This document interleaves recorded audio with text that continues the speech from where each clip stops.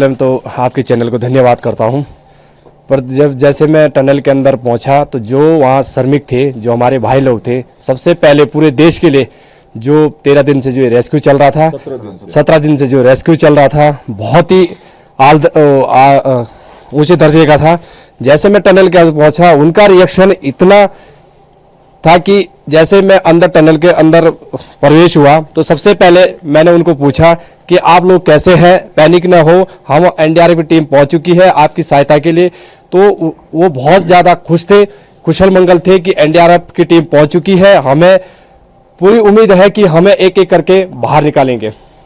लेकिन सर, जब आपने उनसे बातचीत शुरू की तो किसने सबसे पहले इच्छा जताई कि हम सबसे पहले बाहर निकलें? सबसे पहले उन्होंने एक प्लानिंग मूव बना रखा था, उस हिसाब से वो बाहर निकाल रहे थे। दूसरा सर, ये बताइए कि एसडीआरएफ और एनडीआरएफ ये दो बचाव अभियान में जुड़ी टीम थी जो उन तक भोजन, दवाई, ताकि उनका मानसिक संतुलन और स्वास्थ्य बेहतर बना रहे, ये कितना चुनौतीपूर्ण था आप लोगों के लिए पिछले 17 दिनों से? हमारे लिए काफ़ी चुनौतीपूर्ण था, क्योंकि उसमें जो ऊपर वाला जो पाइप डाला था उसके जरिए उनके लिए भोजन भेजा जा रहा था, वो काफ़ी डिफिकल्ट था। लेकिन बातचीत भी आप लोग करते थे, वो उनका मानसिक संतुलन बना रहे, कैसे कैसे गाइड करते थे उनको? जो अपना उनका मानसिक संतुलन बनाने के लिए यहाँ से बोलते रहते थे कि हम आपके समीप पहुँचने वाले हैं, आप घबराए नहीं, पैनिक ना हो, आप धैर्य करें और धैर्य के साथ रहे। आपने कई रेस्क्यू ऑपरेशन किए होंगे सर, ये कितना अलग था, कितना चैलेंजिंग था आप लोगों के लिए? ये सर हमारे लिए बहुत चैलेंजिंग था। ऐसे हम इससे पहले हमने काफ़ी माउंटेनिंग और अपना फ्लड रेस्क्यू ये और सीवीआरएन, इसके उपरांत हमें जो ये अपना टनल का जो रेस्क्यू था, ये पहला ही एक अनुभव मिला, हमें बहुत ही लाजवाब का अनुभव मिला और कुछ बहुत सारा हमको सीखने को मिला। अब आप लोग अपना बैग सैग पैक कर रहे हैं, अपने अपने घर को जाएंगे या जहां ड्यूटी होगी जाएंगे, लेकिन आप भी इन सब चीज़ों को मिस करेंगे और आप लोगों को भी सभी लोग मिस करेगा, जो कि एनडीआरएफ अपने इस रंगीले ड्रेस में, वर्दी में अक्सर रोज लोगों को दिखती थी, जो मॉक ड्रिल वगैरह करती रहती थी। ये सर अब हम अपनी जो यहाँ ऑपरेशन सक्सेसफुल हो गया है, अब हम अपनी 15 एनडीआरएफ गदरपुर की ओर मार्च करेंगे। अच्छा, आप सबसे आगे थे? जी सर। आपके पीछे पीछे कौन थे आपके मित्र? मेरे पीछे सर सचिन था, प्रदीप था और विनोद रावत था और 2 एसडीआरएफ के रेस्क्यूअर थे।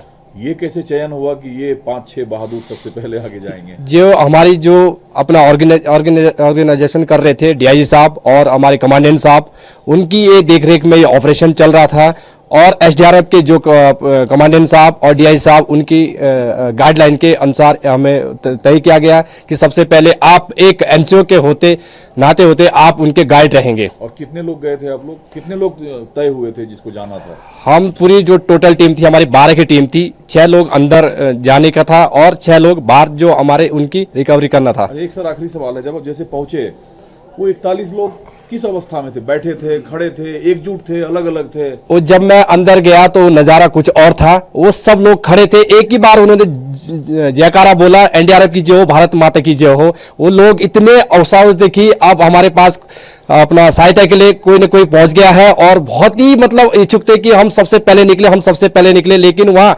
जो अपना नेगी जी थे और एक साबा थे, उन्होंने एक लिस्ट बनाई थी और लिस्ट के अनुसार बोला कि जो सबसे पहले जो अपना बुजुर्ग है उनको बाहर निकाला जाएगा। तो जो बुजुर्ग लोग थे उन्होंने उनको, जो नए यंग की जनरेशन थी वो पैनिक थे कि हम सबसे पहले जाएंगे, लेकिन बुजुर्गों उनका साथवन देते हुए कि कहा कि आप धैर्य बनाए रखें, आपको सबसे पहले निकालेंगे। मतलब इस पैनिक स्थिति में भी वहां 2 लोगों ने मिलकर एक मेजरमेंट बनाया, लिस्ट बनाई कि कौन कैसे जाएगा? जी सर, बिल्कुल मेजरमेंट बना रखा था और अंदर से जो कम्युनिकेशन का जो एक सेट अंदर था, उसके कम्युनिकेशन से बाहर को बता रहे थे कि ये इस फलाना नाम का अब बाहर आ रहा है, फलाने नाम का बाहर आ रहा है। एक लिस्ट के अनुसार उनको बाहर निकाला गया। रोशनी थी सर। अच्छा, यहाँ और कौन लोग मौजूद हैं जो आपके साथ गए? मेरे साथ सर अपना सतपाल जी है, सुरेश जी है। आप अपना अनुभव बताइए कि बाकी रेस्क्यू ऑपरेशन से ये कितना आप लोगों की अलग और चैलेंजिंग था? चैलेंजिंग तो पूरे देश के लिए था सर ये, और जो हमारा प्री प्लान था पहले से टीम को निर्धारित कर दिया गया था।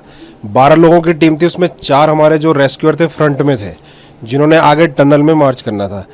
4 लोग हम बैकअप में थे, जो स्ट्रेचर या फिर जो किसको पुल करना था उसके लिए हम लोग 4 लोग ऑलरेडी वहाँ पे बाहर खड़े थे। देश के लोगों की जिज्ञासा इस बात में है कि प्रत्यक्षदर्शी आप हैं, वो आंख आपकी थी जिसने सबसे पहले मजदूर को देखी अंदर। वो लोग क्या कर रहे थे, किस अवस्था में थे? अवस्था में देखो तो क्या हो गया, उनके साथ कॉम्बिनेशन था वो कंटिन्यू था। आला अधिकारी पर डे मतलब उनसे बात करते थे, वीआईपीज आते थे, मुख्यमंत्री महोदय आए, उन्होंने बातचीत करी, तो उनको एक बहुत कॉन्फिडेंस था कि हम निकल जाएंगे। शायद इस वजह से ना वो पैनिक हुए, ना वो किसी तरह के कोई बीमार थे, बहुत खुश थे। जब फर्स्ट टाइम हमने जो निकाला था बहुत ही मतलब अच्छे, एग्रेसिव, फिजिकली मेंटली बहुत खुश थे और वो। पाइपलाइन के अंदर किसी में कोई डर भय या रेस्क्यू न, डर भय तो ऐसा कुछ नहीं था, क्योंकि हमारे पास सर्च लाइटें थी, हमारे बीच बीच में एक रेस्क्यूअर शायद बीच में भी था हमारा, उसने आगे की तरफ जहां तक लाइट की अप्रोच जारी थी वहां तक लाइट दी और फ्रंट से हमने दे रखी थी। एक मिनट सर, आप भी आगे आइए। नहीं बस ये हमारे ये बोलेंगे हमें भी सर, गलती आप हो जाने हो जा रहे हो और एनडीआरएफ को कब कहाँ जाना पड़ जाए ये कहना बड़ा मुश्किल होता है। अपना नाम बताइए और अनुभव अपना दर्ज करिए ताकि लोग जान सके कि एनडीआरएफ और मजदूरों के बीच जब पहली मुलाकात हुई वो कितना दिलचस्प था, जो मजदूरों के अंदर के उत्साह को और जिंदा किया आपको देखते ही। मेरा नाम हवलदार जीडी विक्रम सिंह है। हम लोग जो हमारी 5 लोगों की टीम थी, हम लोग अभी मनाली से अविलांच कोर्स करके आए थे, तो हमें वहीं पे फ़ोन से सूचित किया गया कि आप लोग बटालियन न जाके सीधे यहाँ रिपोर्ट करो। तो हम लोग रातों रात वहाँ से मनाली से मूव करके यहाँ पहुँचे। जैसे यहाँ पहुँचे तो हमको जो पहले टीम लगी थी उन्होंने हमको समझाया कि ऐसे ऐसे प्लानिंग है। उसके बाद हमारे कमांडेंट साहब ने ये डिसाइड किया कौन अंदर जाएगा कौन बाहर रहेगा। फिर हमारी 4-4 की 3 टीमें बनी। फर्स्ट टीम हमारी अंदर गई, सेकंड टीम हमारी जो टनल का फेस था वहाँ पे थी, जो पाइप का फेस था।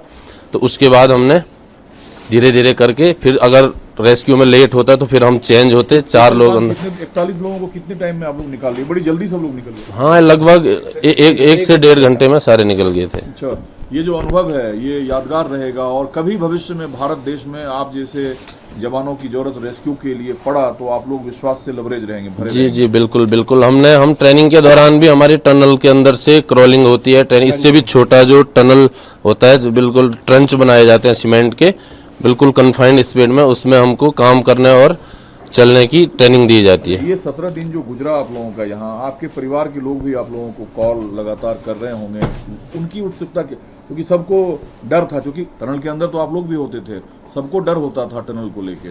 जी जी, घर वाले कॉल करके पूछते रहते थे कब क्या हुआ, कैसे हो रहा, कब निकल जाएंगे लोग, इनसे बातचीत हो रही, वो उन्हें भी पूछते। मजदूरों की चिंता